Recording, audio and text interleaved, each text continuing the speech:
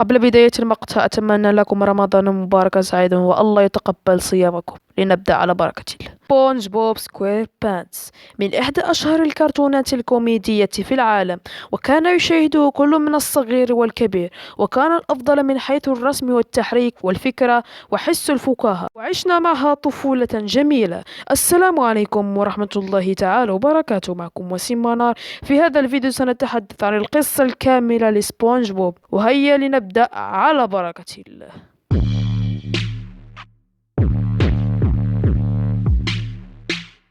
تدور القصة عن ولد اسمه سبونج بوب، وهو عبارة عن إسفنجة صغيرة، ونجم البحر الغبي والكسول وهو بسيط ناجم، والحبار الكئيب والمسكين اسمه شفيق، والسلطعون البخيل والجشي وهو مستر سلطع، والسنجابة الذكية والمغرورة وهي ساندي، والشرير الصغير شمشون، وزوجتها كارن. كل تلك الشخصيات هي التي جعلت سبونج بوب من أفضل وأشهر الكرتونات الكوميدية في العالم. وليس الشخصيات فقط، بل حتى طريقة ربط المزاح بينهم. لا أقصد السلسلة بكاملها، بل فقط تلك المواسم الثلاثة، أي الستون الحلقة. الآن سنتحدث عن مواضيع الحلقات. تبدأ الحلقة بشكل عادي، وبعدها تبدأ الأمور بالحصول. بعدها تنتهي الحلقة بشكل لا يتوقعها العقل، يا إما غريب أو مخيف أو أيا كان من هذا القبيل. وفي بعض الأحيان تكون الحلقات لها ألغاز ومعاني، مثل حلقة إتس بي 129. حسنا، الآن سنتحدث عن الكوميديا. سأريكم لقطة قصيرة. أي نوع من الحمقى تظنونني؟ هو شفيق، هو شفيق، أنت شفيق، أنا شفيق. هل هناك شفيق آخر يجب أن أتعرف عليه؟ صح، والله لك.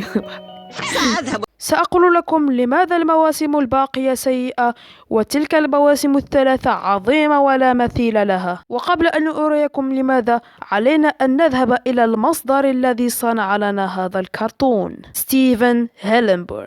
ستيفن هيلنبرغ هو المؤلف الفعلي لسبونج بوب، وكان مدرسا للبحار من قبل، وبسبب عشقه للبحار والاستكشافات ستيفن هيلنبرغ صنع لنا من إحدى الشخصيات الأيقونية سبونج بوب سكوير بانس. وصدرت أول حلقة في 1 مايو عام 1999.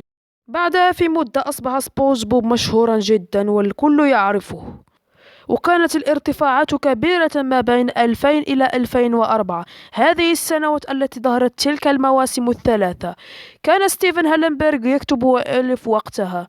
حتى في 2004 هيلنبرغ أصدر فيلما، وهو من نفسه قرر أن ينهي سبونج بوب، لكن نيكولوديون لم ترضى بهذا الشيء وقالت: لا تنهي سبونج بوب أرجوك، إنه مسلسل رائع يجيب السعادة والاستمتاع، فقط لا تنهيه.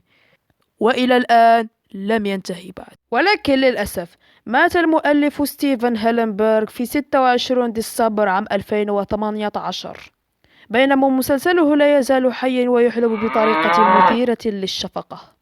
خلاصة لكل هذا، كان سبونج بوب من أفضل وأشهر المسلسلات في العالم، وأعطانا طعما لذيذا، ولقد كان ستيفن هيلنبرغ هو المكون السري لهذا المسلسل. وإلى هنا وصلنا إلى نهاية الفيديو. إذا أعجبك الفيديو لا تنسى الضغط على اللايك والاشتراك في القناة وتفعيل جرس الإشعارات ليصلك كل جديد. وشكرا على المشاهدة، مع السلامة.